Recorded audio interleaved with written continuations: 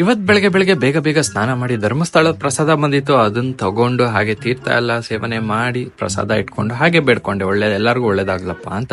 ತಕ್ಷಣನೇ ನೋಡಿದ್ರೆ ಆರ್ಡರ್ ಬಂದ್ಬಿಡ್ತು. ಏನು ಅಂದ್ರೆ ಫ್ರೈಡ್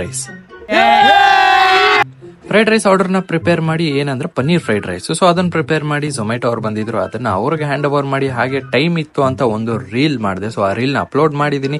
ಇಷ್ಟ ಆದ್ರೆ ಕಮೆಂಟ್ ಮಾಡಿ ಗೈಸ್. ಹಾಗೆ ನಮ್ಮ ಹುಡುಗರಿಗೆ ಸ್ವಲ್ಪ ಗ್ರೇವಿ ಎಲ್ಲ ತಗೋಬೇಕಿತ್ತು. ನಂಬರ್ ಆಫ್ ಗ್ರೇವಿ ಇತ್ತು, ಯಾವ್ದು ತಗೊಳ್ಳೋದು ಅನ್ನೋದೇ ಕನ್ಫ್ಯೂಸ್ ಆಗೋಯ್ತು.